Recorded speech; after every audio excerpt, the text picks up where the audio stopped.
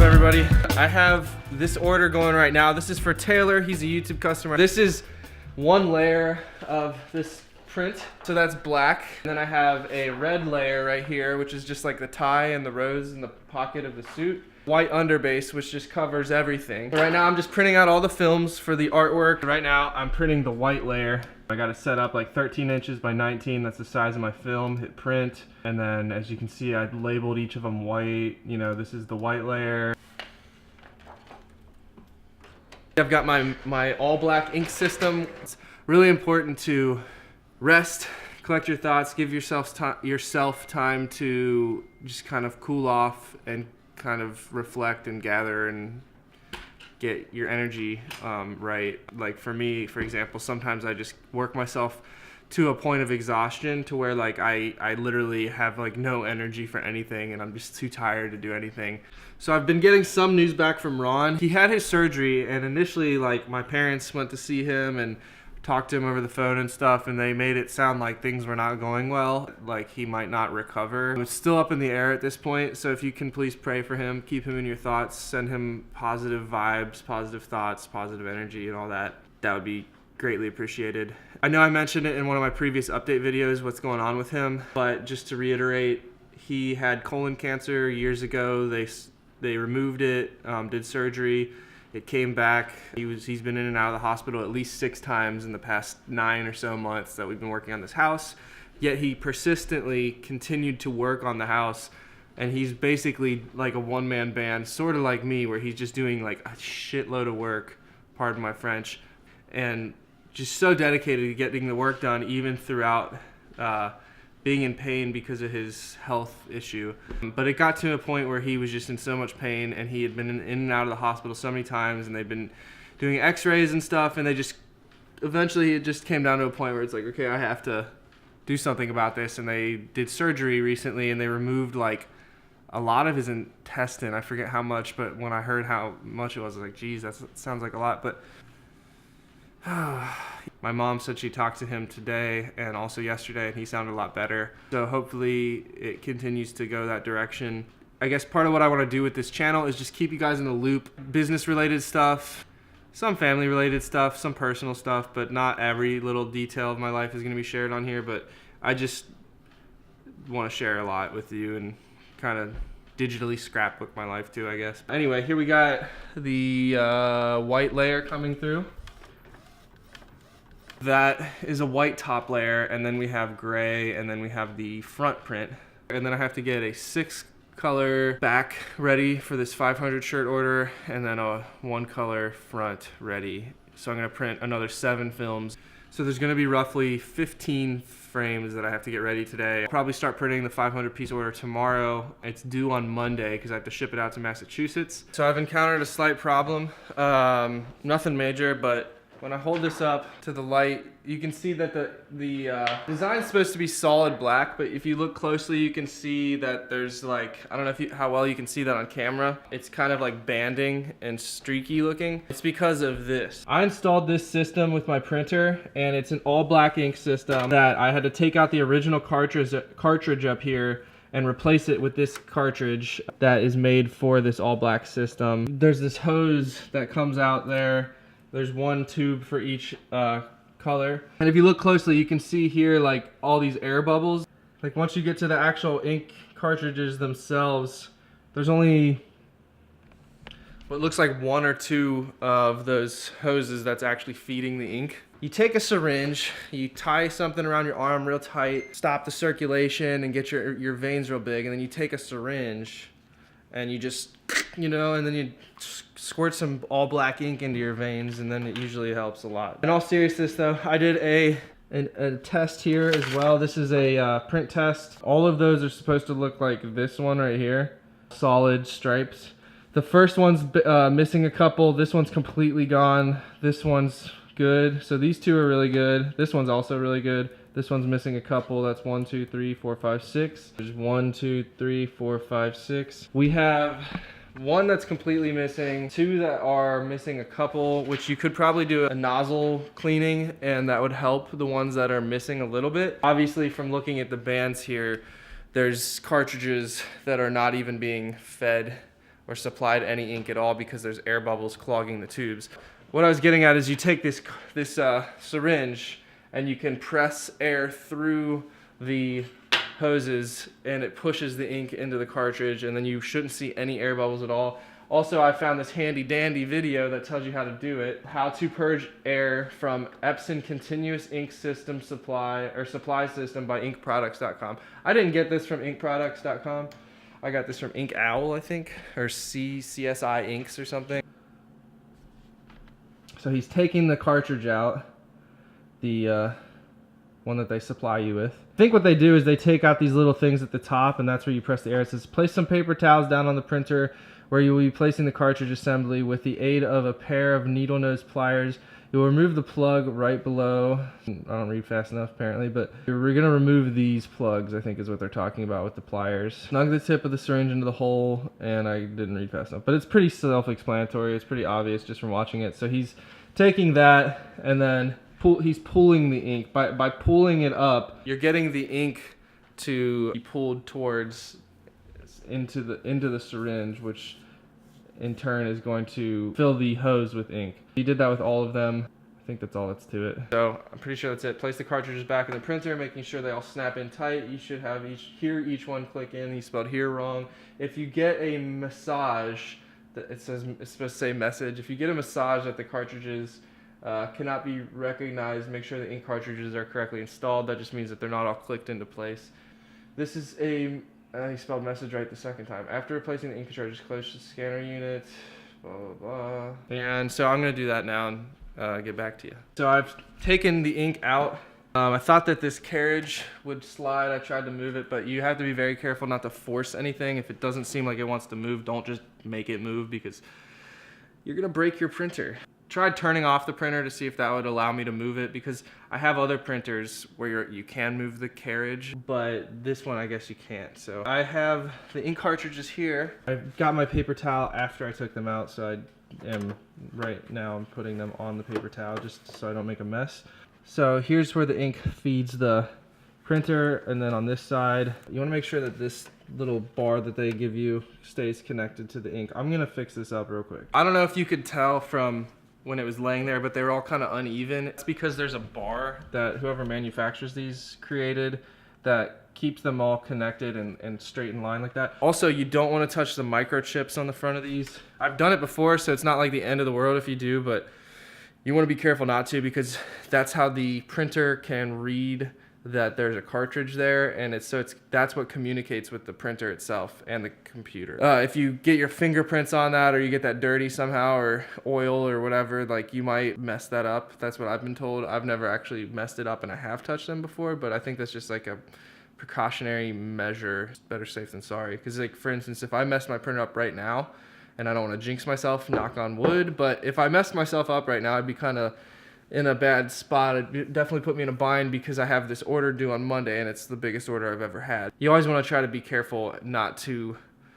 mess anything up if you can avoid it, or even if you're not that likely to, take precautionary measures anyway, just in case. Now I need to take out these little rubber blockings, and then take the syringe and pull the ink through. So I'm going to try to do that. I'm going to cut.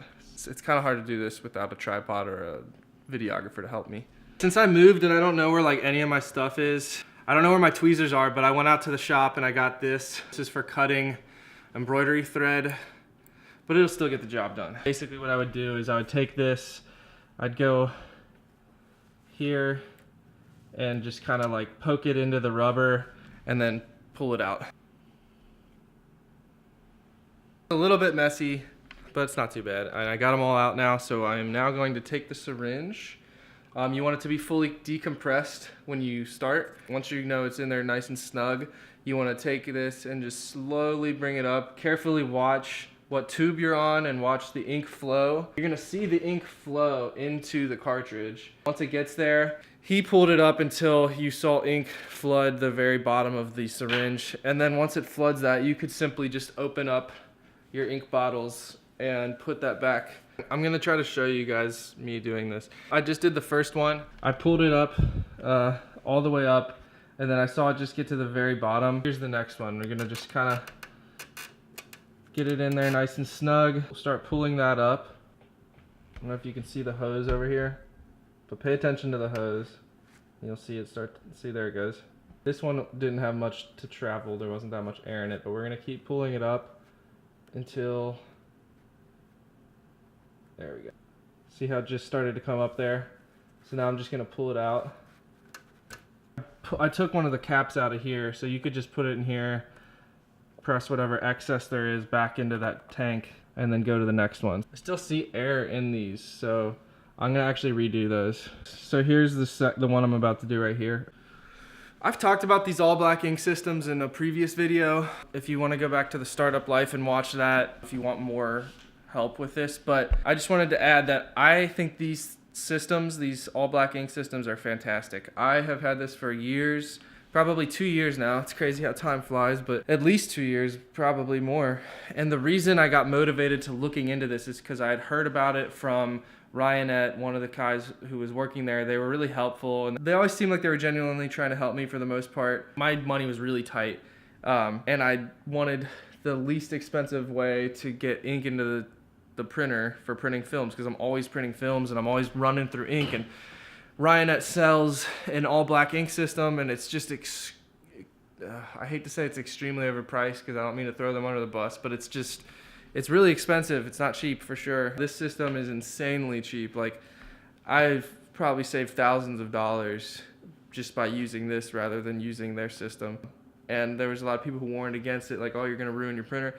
And I'm not saying that doesn't happen and that couldn't happen to me at some point. And if it does, then that might really suck. But I also have this big ass printer behind me, so I can always rely on that to print films if I need to in a pinch. I've been using this system for years. I've never had a problem with it. The only time I've encountered problems was like if the tubing got kind of like jumbled up as it's printing, and I'd have to stop the printer and kind of reorganize it so it doesn't get in the way. Or like the first time that this airflow problem happened, I was pretty caught off guard and didn't know what to do, but I found this video and other videos like this that helped me figure it out. And I also called for customer service, the company that sold it to me, and they were helpful as well. So there are other solutions usually if you look hard enough. So hopefully this helps somebody out there. If you guys have any questions, let me know. My next step is to put these guys back in there, pop it back into the printer. Okay, I've put all the stoppers back in. Now it's time to put the cartridge back in. First, we're gonna make sure that this cord isn't in the way at all. I usually have it sitting up in here when the printer's actually printing. We'll have to reorganize it because this was back here last time.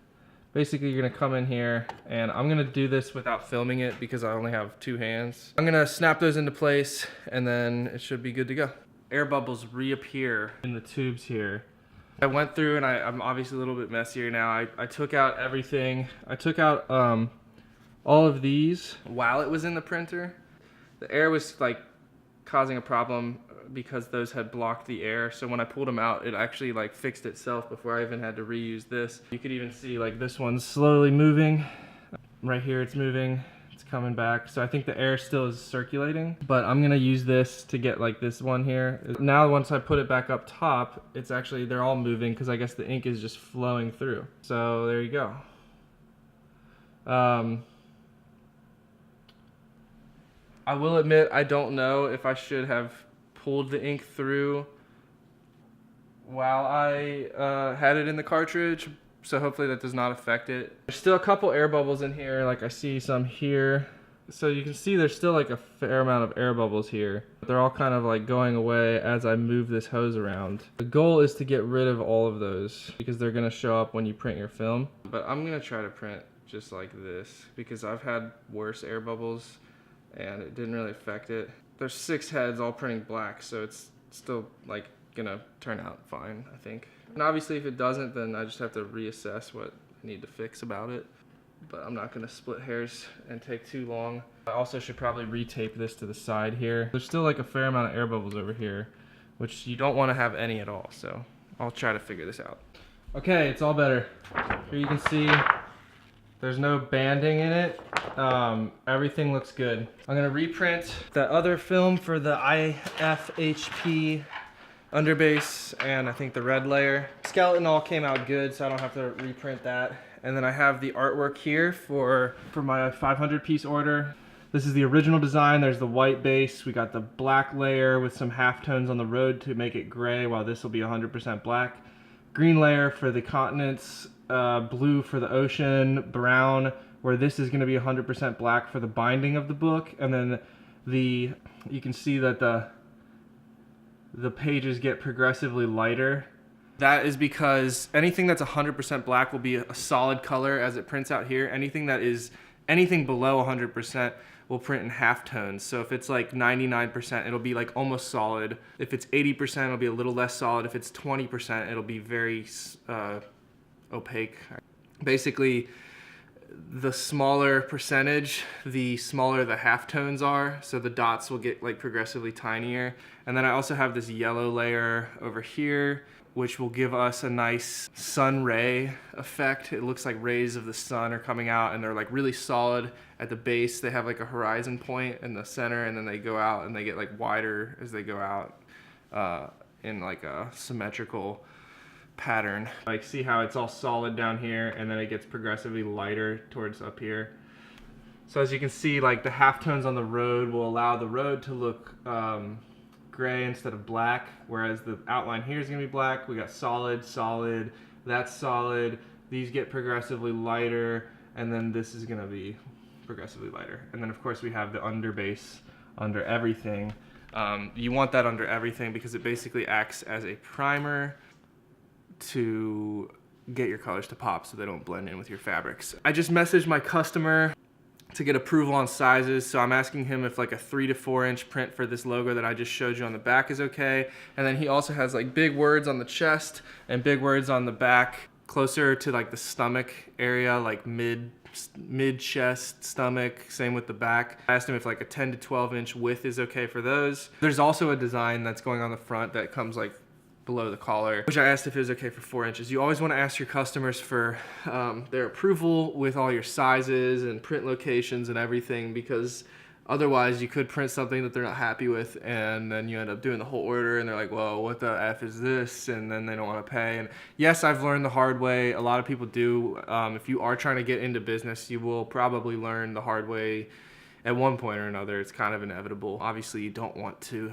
but it's a good learning experience if you're looking for any silver lining. It always stinks to have to learn the hard way because it's no fun and usually a little bit painful. You can also turn it into something positive. There are some people for sure who would just dwell on it and be like so negative about it, but I think it's important as a aspiring business person, especially if you're trying to be successful, which of course who isn't, but if you want to actually be successful, I think it's really important that you take negative experiences and think about what you could have done better to avoid a repeat negative situation, or what you could have done in that instance that would have maybe prevented that from happening or happened differently. I always try to do that. Like if something goes wrong with an order, God forbid, but you know, everybody's human, everybody makes mistakes. If you make a mistake, I guess in short, I'm just trying to say, if you make a mistake, don't let it hold you back and don't disregard it, but take it into account.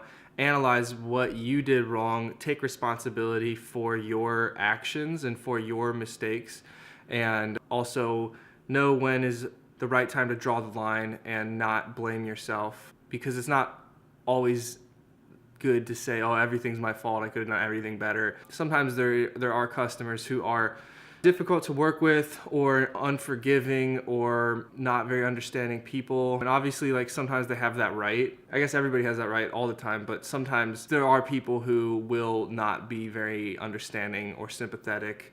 And it's rightfully so in many cases, but also in some cases it's unfair to you, and you have to roll with the punches and just kind of keep moving forward. Let those things be water under the bridge, bygones be bygones, that kind of thing. But still, it's important to know how to recognize your responsibilities and your mistakes, and then also how to recognize things that people might try to fault you for that really aren't your fault. It can be difficult because you can be biased towards yourself, and sometimes people are biased towards other people. You have to be try to be as self-aware as possible so that you are being fair to yourself, but also being fair to your customers and any potential customers or past customers and so on and so forth. So that being said, I'm gonna wait for this customer to get back to me with the sizing on this artwork. I'm gonna go wash the screens out for this order. I'm going to lay out the hoodies for this order, and I'm gonna lay out the shirts for the other order. And then I have a couple quotes to send out, so I'm gonna get to it. I swear it can be so hard to get stuff done sometimes. Like, I spent over an hour on the phone, or about an hour on the phone with Adobe to try to have them help me vectorize the artwork for the 500 piece order. And it's like super simple stuff. Like, it's just text, and I just need to vectorize it because it was sent to me as a raster file, so the edges are like pixelated and not sharp. Finally, we were able to like narrow it down to vectorize it, but it still didn't look as good as I want it to. And I was just trying to like teach myself how to do that so that I could avoid having to pay a graphic designer to do such an easy job. I'm sure it's really easy. Like, if you're a good graphic designer, you could probably get this done in like 5 minutes, but unfortunately, I don't know enough about Adobe Illustrator. I'm more versed in Photoshop, so Illustrator's not as familiar to me. So doing really simple stuff like this, what I'm trying to do, is kind of escaping me. But I think one day I'm gonna learn it. It's not that expensive for me to outsource it and get this stuff done anyways, but I just wanted to, it's important to try to cut your costs, and I was just thinking like, that would just be one more thing that I could save money on by teaching myself how to do. But you can't win them all. So anyway, I'm about to send the artwork out now to have a graphic designer just vectorize it for me. In the meantime, I'm gonna go get those frames ready. Time to get some frames ready. Here we go. I got these 4 screens coated, or why do I keep saying coated? I got those 4 screens ready. I'm about to do the 6 screens for the 5 screens for the skeletal front. I can't wait till this garage is just like my business stuff, and then I can just work on organizing it.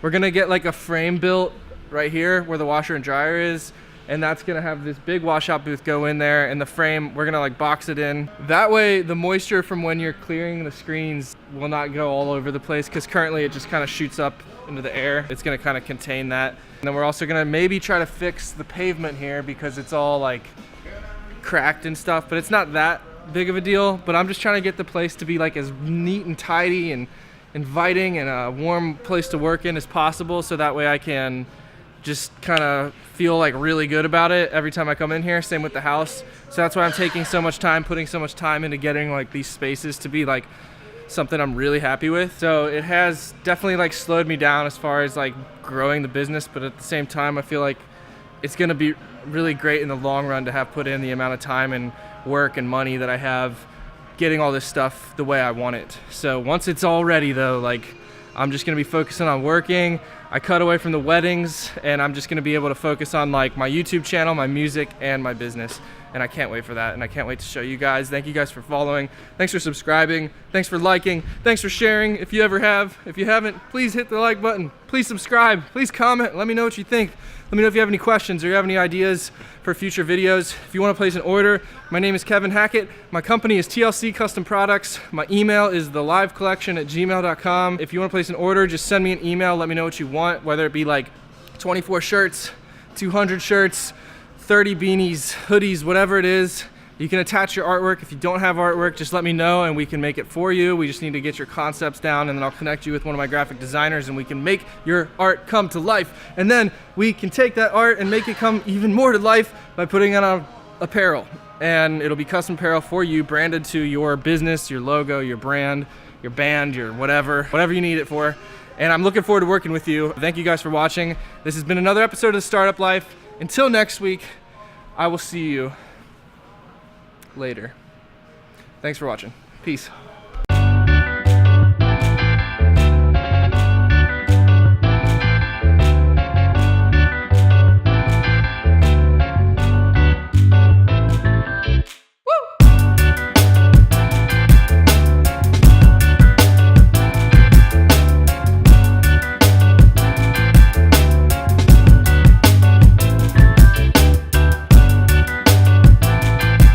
Sometimes things move more slowly than I anticipate or than I hope for, but then in hindsight, it's like, wow, we got a lot done in a relatively short period of time, given, what we have access to. So I'm all in all really, really happy with the progress. I'm really grateful for my uncle's help and my family's help and everybody who's been here along the journey to help. every step of the way. So that includes you guys. Thank you guys so much. If you want to make me feel good, please subscribe. I really want to hit 10,000. I'm like 9,800 almost right now. So the goal is 10,000. Let's hit 10,000 people. Thank you guys so much for your support. Thank you to those who've ordered from YouTube videos, who've seen me and my work and placed orders through that.